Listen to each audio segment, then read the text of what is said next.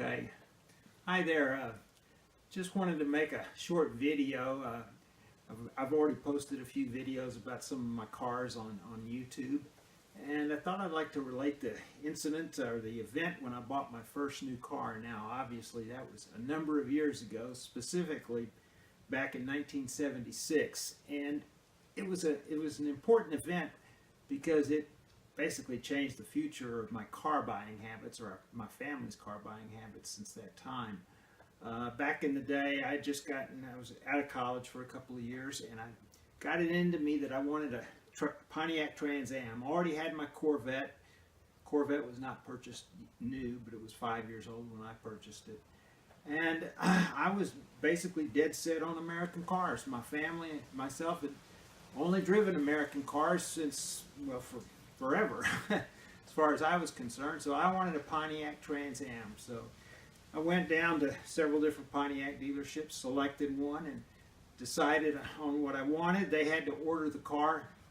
I waited, I don't remember exactly how long ago. This was, like I said, quite a few years ago, back in 1976. Anyway, several weeks anyway. The car came in, they gave me a call, said, "Your car is here." Well, I went down to the dealership, and even from a distance, I looked at the car and I said, "This is not right." I mean, the quality of assembly on the car was terrible. As it got closer, I could see the panel gaps were all over the place, wide, narrow. The paint was messed up in several areas. I opened the car up, looked inside. The carpet did not fit. It pulled away from the door sills, so there was areas underneath the carpet that were exposed. The package tray in the back was messed up. The trunk was ill-fitting. If you know what a Pontiac Trans Am looks like, and I will try to incorporate a few pictures. Unfortunately, this was so long ago, no digital cameras or anything, but I did take a few pictures of the Trans Am, not the day I picked it up, not the day I bought it, but later on, and I've scanned them, and I will include them in this video.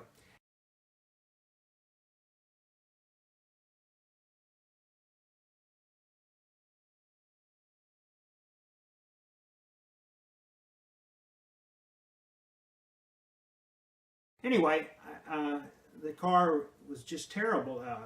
Even the driver's side door panel was cracked. The bottom part of the door panel was plastic, and there was a crack that ran at least 4 or 5 inches long. So I complained to the dealership or the salespeople, and they said, "Well, what you need to do is take it home, and then find all the problems, come back, list all the problems, and we'll take care of it." And I said, I was young, I didn't know what to do, so I said, "Okay, that's what I'll do." So I went home, made a list of everything that I could find that was wrong with the car. Fortunately, the car ran fine, and as a lot of y'all are probably aware, and if you're not, I'll tell you right now, the mid-70s was basically the low point in American new cars. The emissions controls were taking a terrible toll on the performance of the cars, but that was really no excuse for the quality of assembly of this car. Anyway, I did what I told. I went and took the car in. They said, "Well, we'll have it fixed in a few days." And so I got a call several days later and said, "Your car is ready." And I was absolutely appalled at what I saw. They did nothing to fix the issues with the carpet, the package tray, barely did it. The only thing they accomplished with the panel alignments was in the trunk, and they only made it worse.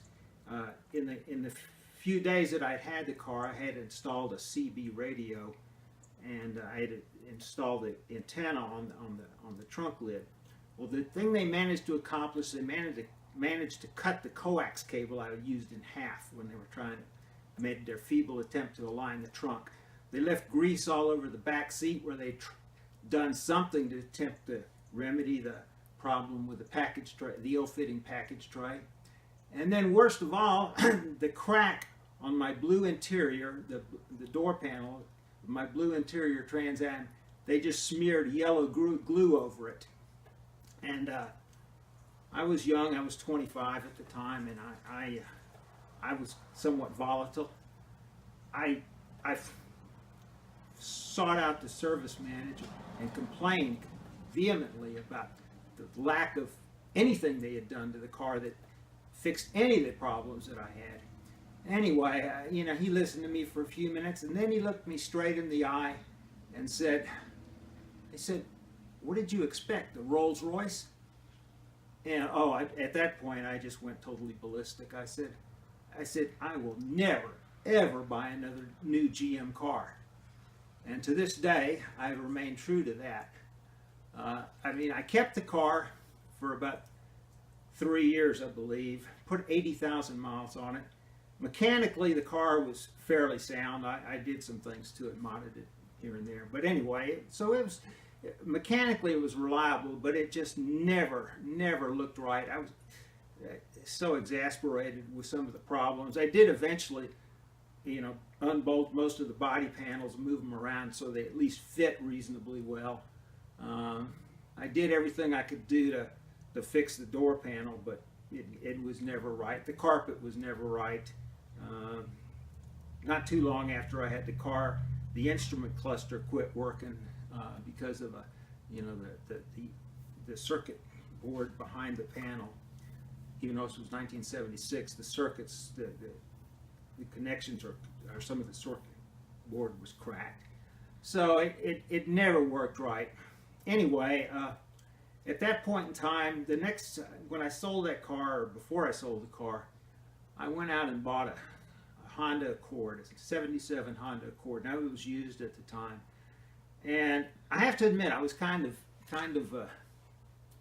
nervous about buying the Accord, but I said, I cannot buy something that's going to be like this again. I just couldn't stand it. So I kind of sucked it up and purchased the Accord. Now, at the time, nobody in our family, my extended family, had ever owned a Japanese car, so didn't know. My father was a vet from World War II and fought the Japanese in the Pacific. And even though by the time I bought the Accord, he had been deceased for several years, I do remember one thing he told me early on, or not early on, but in the early 70s, about the Japanese cars. And it always stuck with me. I didn't know it would come back to stick with me like it did, but his comment was, after watching a commercial, probably for a Toyota on TV, he told me, he said, these are the kind of cars the Americans ought to be making. And that always stuck with me, because he was a vet, like I said, from World War II, and for him to say that really meant something. And so he really knew what he was looking at. He was not a car person. We always drove boring sedans and station wagons and so forth. But he really knew something about that at the time, and it really taught me something about what he really recognized the quality when he saw it. Now, he never bought a Japanese car, but I thought that was kind of interesting. In fact, the only foreign car in our family up to that point in time was, I had an uncle who was fought in France in World War II, and of all things, he drove for several years, I couldn't believe this, a Volkswagen Carmanguia, which some of my other relatives criticized him vehemently for that, but hey, they had not fought the Germans, and he was willing, he said it was a great car. So anyway, that's the story of my Trans Am in a nutshell. I did some, good things. I had some adventures with it, I guess you could say, but the whole buying experience just soured me on American cars. And since that time, my wife and I bought is Japanese cars. We've had Toyotas, we've had Hondas. Our new Honda is sitting out there in the driveway. I say new, it's 2017. In fact, that's the first Accord we bought since the Ford I had back in 1977. Or excuse me, 77 Accord that I had. So it was, we've had Camrys, we've had CRVs, I've had Japanese pickup trucks, Civics, whatnot.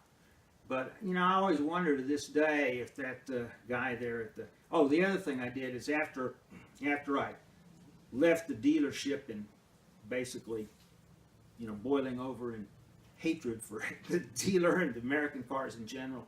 I wrote letter after letter to GM, complaining about the car. Got absolutely no response from anybody anywhere. I contacted their, I forgot what they called them, their local customer support centers and, their corporate office, but got absolutely nothing. And so it may be wrong to hold it against them after all of these years, but I'm sorry, they just soured me on American cars. This was the first new car I'd ever purchased, and I wanted it to be something special, and it turned out it was anything but. Anyway, this is kind of a rant, I realize, but it's the truth, and I don't know, I'm sure that GM was never hurt by my lack of support, but I certainly wasn't going to toss any money their way if I didn't have to. So anyway, thank you for your time. I hope you enjoyed the video. Maybe you learned a little something. Maybe you found it interesting. Thank you and bye.